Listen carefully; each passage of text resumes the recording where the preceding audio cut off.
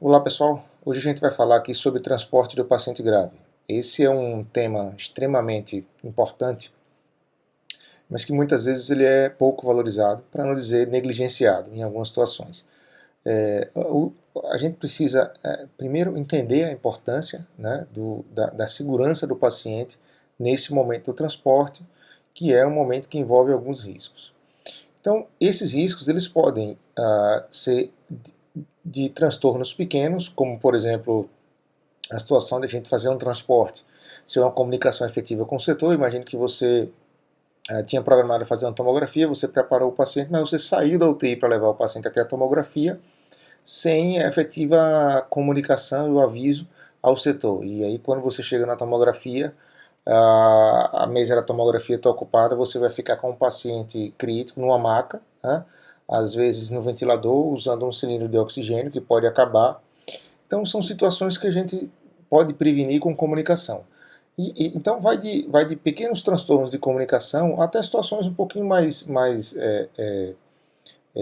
importantes para o paciente, como perda de acesso venoso, como algum problema que pode ter acontecido numa falha de equipamento que não foi efetivamente testada, a presença de arritmias, hipotensão e até situações bem mais graves, como extubação acidental, parada cardiorrespiratória e até mesmo óbito. Então, a estimativa é de que de cada 10 transportes que eu faça de um paciente crítico, pelo menos em 7 eu vou ter algum evento adverso. Podem ser leves, podem ser mais graves, mas 70% dos transportes envolve algum evento adverso na sua condução.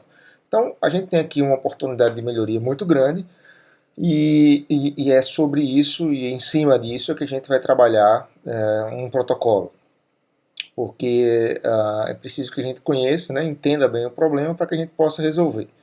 Então, todo evento adverso ele pode estar relacionado ao paciente, à equipe e ao material, ao equipamento que você está usando.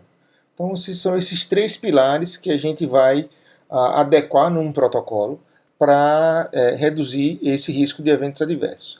E Bergman mostrou em um trabalho muito interessante que existem 5 domínios da segurança do paciente nesse momento do transporte, né, do paciente crítico.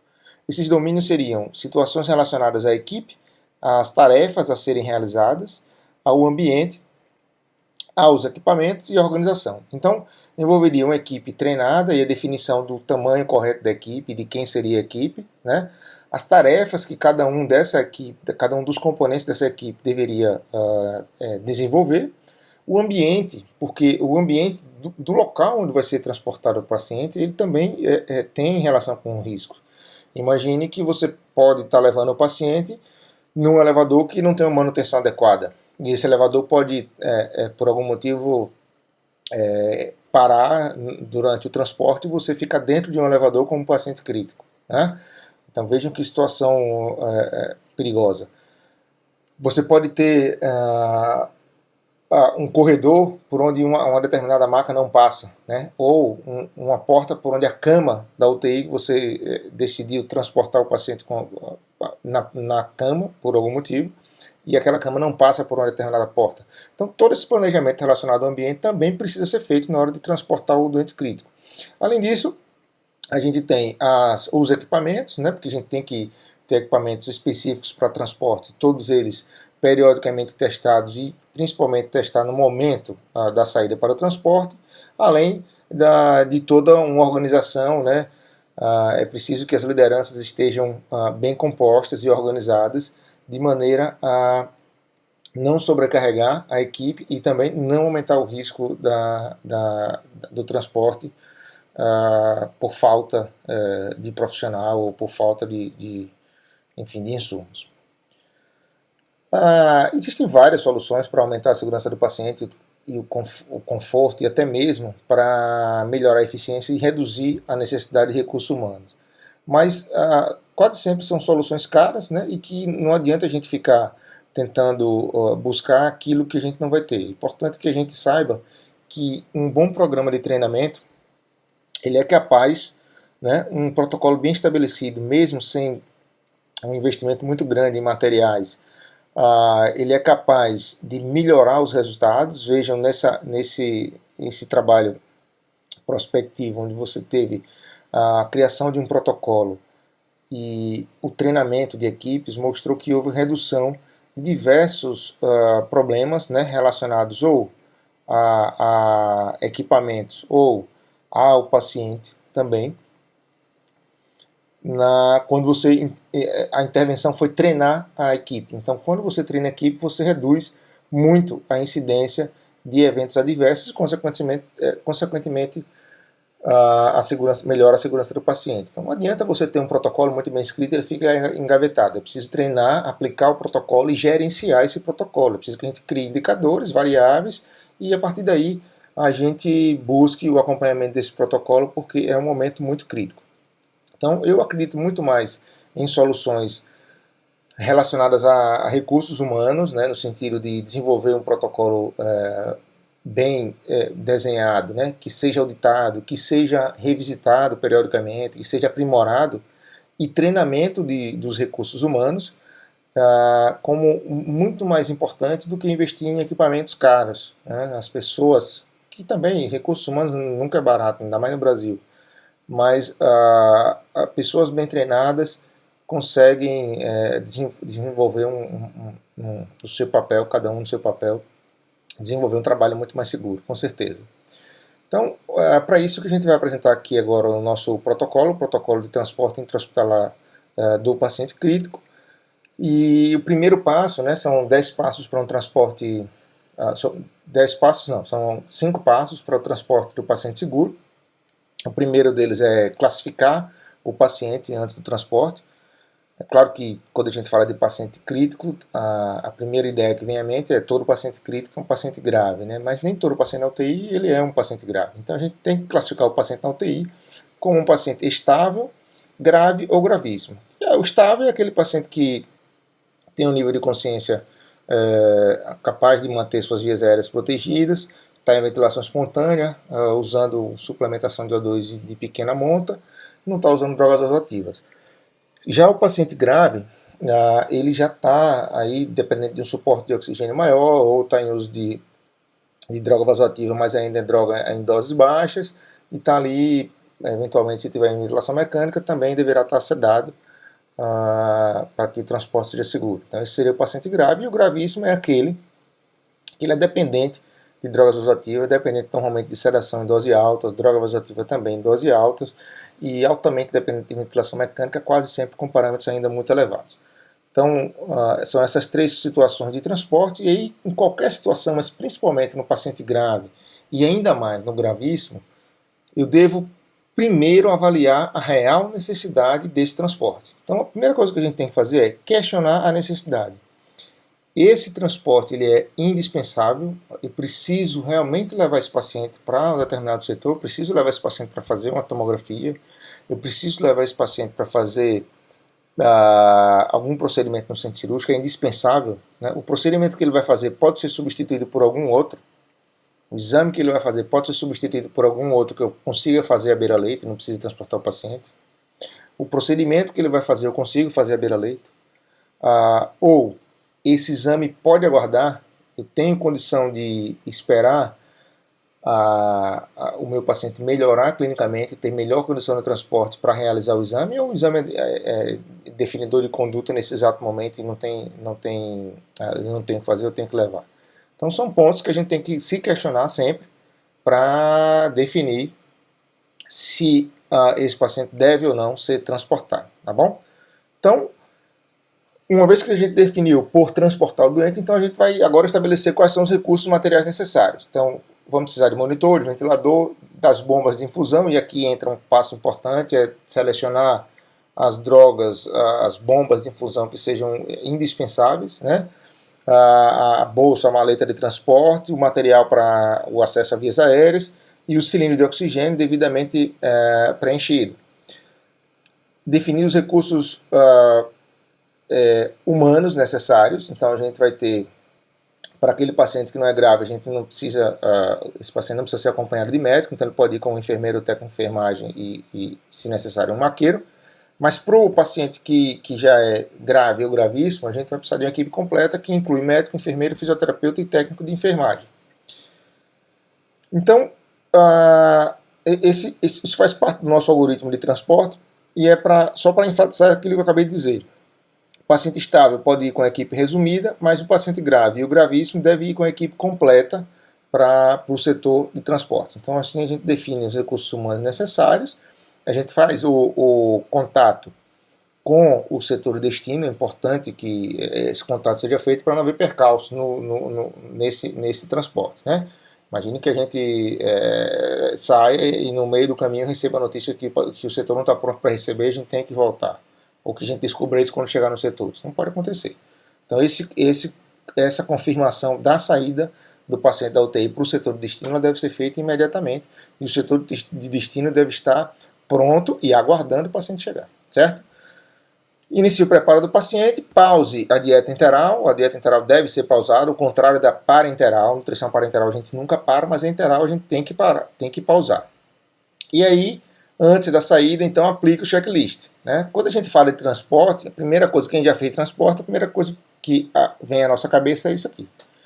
Não sei se para todo mundo é assim, mas quando fala vamos preparar o paciente para transporte, quanto mais bomba de infusão o paciente tiver, maior é o tempo que eu vou ter para arrumar esse paciente na maca de transporte, porque existe ali aquele emaranhado de fios dos equipos, de fios de monitorização e parece um bolo ali sem fim, e a gente vai perder muito tempo organizando isso. Então é preciso se preparar bem e o checklist ele tá aí, foi desenvolvido para isso, né? Então existe uma série de tarefas listadas no checklist e que você vai realizar cada uma delas e marcar no formulário, tá? Cada um desses itens a serem resolvidos. Pausar a dieta, definir as bombas de infusão imprescindíveis, porque não faz sentido levar um paciente para transporte, com tanta dificuldade que eu tenho de organizar uma bomba de infusão para transporte, levar um paciente tomando soro fisiológico ou soro glicosado se ele não estiver apresentando hipoglicemia grave. Não faz nenhum sentido isso. Então, as drogas sedativas também, eu posso pausar drogas sedativas, levar ampolas ou seringas com a droga preenchida com a droga, e durante o transporte eu posso fazer alguns bolos, algumas doses essenciais, indispensáveis ali naquele momento, para assegurar o transporte. É diferente do indivíduo que está usando doses muito elevadas de sedonalgesia, que aí eu devo realmente ponderar isso melhor. Mas, desculpa, mas a gente consegue avaliar isso, né? Então, leva as drogas, as bombas de infusão, as estritamente necessárias. Prioritariamente, as bombas de infusão que contêm ali os inotrópicos, né, e os vasodilatadores ou vasopressores. Conferir o cilindro de oxigênio, e quanto maior for a FiO2 do paciente, que o paciente vai usando no ventilador, maior vai ser a necessidade de oxigênio, portanto, até a capacidade do cilindro a depender da distância do transporte. Testar o ventilador de transporte e manter o ventilador ligado na tomada, né, até a sua efetiva saída, para que a gente não gaste desnecessariamente a bateria, e isso serve também para o destino. Então, chegou no destino, conecta o ventilador e as bombas de infusão na tomada do setor. Porque se a gente vai ficar lá aguardando e o paciente vai ficar em uso enquanto está fazendo o exame, por exemplo, esse material deve estar sendo constantemente carregado para a gente evitar dissabores com problemas relacionados à alimentação e à bateria. Então, assim como o ventilador, o monitor de transporte deve ser testado e sempre que possível estar ligado à corrente elétrica.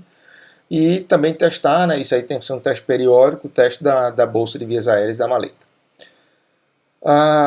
Checar os acessos venosos, esvaziar as bolsas coletoras, né? Então, para quem que vai levar uma sonda, a bolsa coletora de diurese cheia, esvazia antes do transporte, certo? Manter o reservatório do oxigênio vazio, porque isso vai gerar uma série de transtornos durante o transporte, o oxigênio ali vai ser oxigênio seco, se tiver no ventilador não tem problema, mas quando o paciente está usando Venturi ou máscara de UTS ou catéter de O2, às vezes levar o oxigênio umidificado vai causar mais transtorno do que ajuda. Revisar as fixações dos dispositivos, manter as drogas em infusão somente indispensável, como eu já falei, e cuidar para que o transdutor do IPI, se ele estiver usando pressão invasiva, permaneça nivelado ali na maca durante o transporte, para que a medida da pressão ela seja fidedigna, né? Em relação às vias aéreas, sempre garantir a fixação dos circuitos, o posicionamento do tubo, né? Verificar antes da saída o local onde o tubo está fixado, em que altura do tubo está a comissura labial, identificar os parâmetros ventilatórios antes da saída e o ajuste do ventilador de transporte. As drogas também, né, é ideal que o paciente esteja bem sedado durante o transporte para evitar dissabores, né? Isso não significa sedação profunda, uma sedação com RAS -2, -3 é suficiente. Pausar aquelas infusões que são indispensáveis, como eu já falei, e para os pacientes com suspeita de Covid ou com Covid confirmado, assim como para qualquer outra doença com risco de contaminação por aerosol, como H1N1, por exemplo, a gente tem que levar o kit de intubação apropriado, né, e o transporte deve ser feito com EPI completo, certo? Existe dentro do checklist também um quadro para que a gente possa registrar os sinais vitais, a vazão das drogas em uso e os parâmetros de ventilador, tanto na saída quanto no retorno. E na chegada, né, a checagem pós-transporte, porque tudo que a gente fez na saída, a gente provavelmente vai precisar desfazer. Por exemplo, se eu clampeei uma sonda, eu vou ter que desclampear. Né? Se eu pausei a dieta, eu vou retornar a dieta. Se eu clampeei um dreno, efetivamente durante um transporte, eu preciso considerar que ele precisa ser desclampeado. Então, tudo isso precisa ser checado no retorno ao leito para que a gente possa garantir a segurança. E os eventos adversos relacionados ao transporte, eles acontecem até 1 hora pós-transporte. Então, 1 hora pós-transporte, qualquer evento adverso pode ser relacionado ao transporte. E aí, se teve evento adverso, eu listei aqui os principais, mas se tiver qualquer evento adverso, a gente deve então garantir esse registro aí, porque a gente precisa, acabou o transporte, a gente vai fazer um debriefing, né, chamar a equipe, senta na equipe nesse debriefing, elogia os pontos que foram positivos, chama a atenção dos pontos que podem ser melhorados e sempre registrar o evento adverso. O evento adverso precisa ser registrado porque a gente precisa acompanhar. Né? E se eu não registro o evento adverso, a omissão desse dado vai levar à repetição do erro. Porque se eu não tiver identificando onde está a falha no processo, e aqui a gente está falando de erros humanos, aqui não está falando de nada proposital, a gente está falando de falhas de processo. Então, se eu não identifico a falha desse processo, ele vai se repetir com qualquer, é só mudar o ator ou até com os mesmos atores, o processo, se tiver errado e não estiver sendo auditado, ele os erros serão repetitivos. Então essa é a nossa rotina, esse é o nosso checklist, ele está dentro de todo o documento do transporte, do protocolo de transporte do doente crítico, e a gente agora vai cuidar para que a gente possa treinar e começar a aplicar o checklist de transporte e aprimorar não só a ferramenta, o checklist, mas aprimorar o transporte em si. A partir de agora, treinar e aprimorar todo esse processo. Ok? Obrigado, pessoal. Um abraço.